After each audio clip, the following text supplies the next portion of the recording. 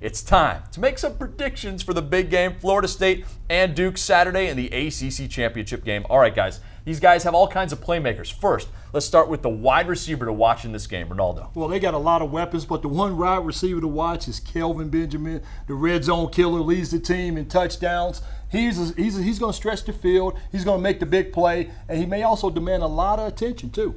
I agree. I think Kelvin Benjamin is having a great season. But on the other side of the ball, you have to look at Jamison Crowder, who's also going to demand a lot of attention with this option running game that Duke have. I think he's going to be in mismatches down the field. Somehow Duke will find a way, and he's going to be a key. These guys are both explosive. Let's not forget Rashad Green, who is a first-team All-ACC selection as well. In fact, Florida State offers up 3 wide receivers who are going to be playing on Sundays. Then there's Nick O'Leary as well. I mean, these are some of the problems Duke faces. Then they got 3 running backs. Everyone on the O-line is up first-team All-ACC. Okay, anyway.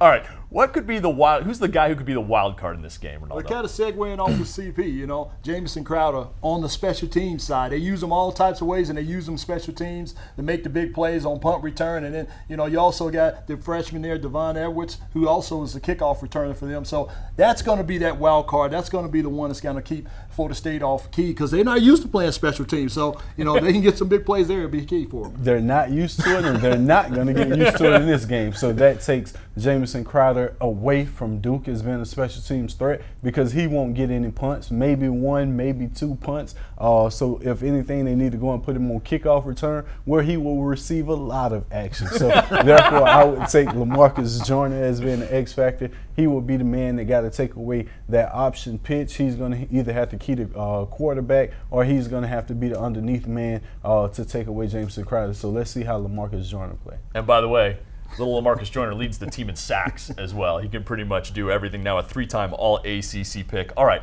the 2 coaches, Jimbo Fisher, David Cutcliffe. When it came down to me voting for Coach of the Year, these were the 2 guys I was hemming and hawing over. Eventually, I chose Cut. Who would your pick be to make the biggest difference in this game? Coach of the Year, David Cutcliffe. It's a no-brainer from what he's taking his team. And I already know who CP's going to pick, but here's the reason why I'm picking David Cutcliffe, because 6 years ago, nobody thought they would win.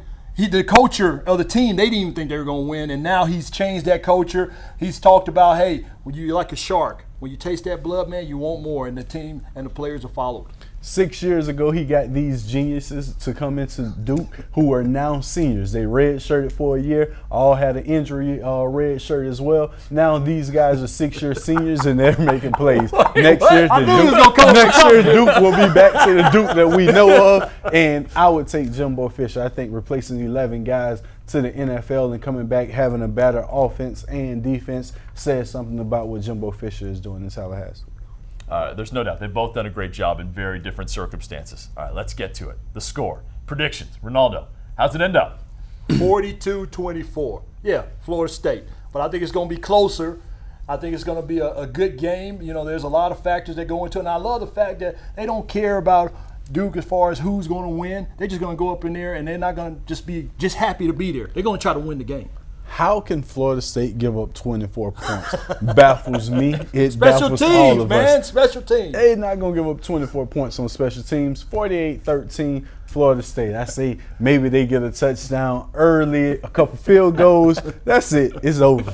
If I'm going to average it, you pick Florida State by 18, you pick Florida State by 35. That could put you right around average is 27, which is just about the line for this game. People thinking Florida State wins by about 4 touchdowns. Fakers!